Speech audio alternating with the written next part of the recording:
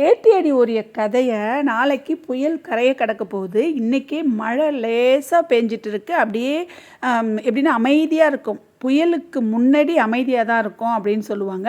புயல் வந்து போனாலும் அமைதியாக தான் இருக்கும்.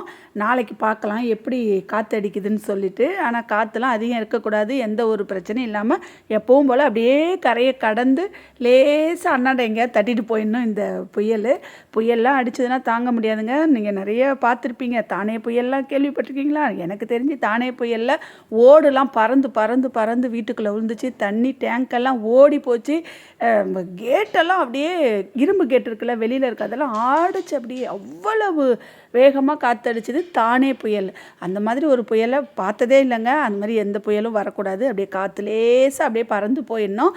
இன்றைக்கி பார்த்தீங்கன்னா பசங்களுக்கு கருணக்கிழங்கு வச்சுட்டு ரசம் வச்சு கொடுத்துருக்கேன். முதல் முறையாக வந்து இந்த சிக்கன் இருக்கு இல்லையா, அதை வந்து தந்தூரி மாதிரி செஞ்சு கொடுத்துருக்கேன். தந்தூரி சிக்கன் தான். நான் வந்து ஓவனில் வந்து எப்படின்னு புதுசாக ட்ரை பண்ணியிருக்கேன். ரொம்ப நாளாக இருக்குது. நான் எப்படி அதில் வந்து சுட்டு சாப்பிட்றதுன்னு எனக்கு தெரியல முதல்ல. இருந்தாலும் இன்றைக்கி எப்படியாவது வந்து இந்த ஓவனில் தந்தூரி சிக்கன் போட்டே ஆகணும்னு சொல்லிட்டு சுட்டாச்சு. நல்லா இருந்ததுங்க. உண்மையிலேயே எனக்கே ஆச்சரியமாக இருந்தது. பரவாயில்ல, நானே வந்து இந்த மாதிரி ஏதோ தெரிஞ்ச அளவுக்கு வந்து சூடு பண்ணியிருக்கேன். நல்லா வெந்திருக்கு. இன்னும் வந்து ஒரு நாளைக்கு வந்து அது ரொம்ப கற்றுக்கணும். அதாவது ஓவனில் எப்படி சூடு பண்ணுறது அப்படின்னு கற்றுக்கிட்டோம்னா பிஸ்கட்லாம் செய்யலாம் இல்லையா, அதனால் கற்றுக்கணும்.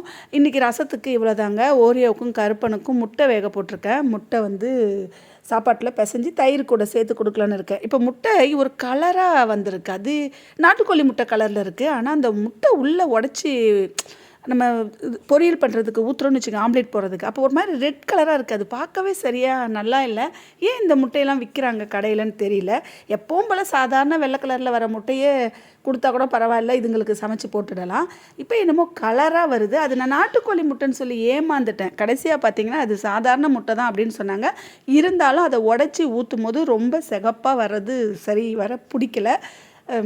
வாங்கக்கூடாது. இனிமேல்ட்டு வந்து இந்த வெள்ளை கலர் முட்டையே வாங்கினா போதும். நாட்டுக்கோழி முட்டையும் வேணாம், இந்த கலர் முட்டையும் தேவையில்லை. ஓரளவுக்கு தந்தூரி சிக்கன் செஞ்சாச்சு. பசங்களுக்கு ஒன்று கொடுத்துருக்கேன். ஏன்னா 2 தான் இன்றைக்கி வந்து நான் செஞ்சு பார்த்தேன் எப்படி இருக்குது அப்படின்றதுக்காக. 2 லெக் பீஸ் வந்து தொடையோடு இருக்கு இல்லையா, அந்த பீஸ் செஞ்சு பார்த்தேன். செம்மையாக இருந்துச்சு. இன்னொரு நாள் ட்ரை பண்ணிவிட்டு வீடியோவில் சொல்கிறேன் வாங்க.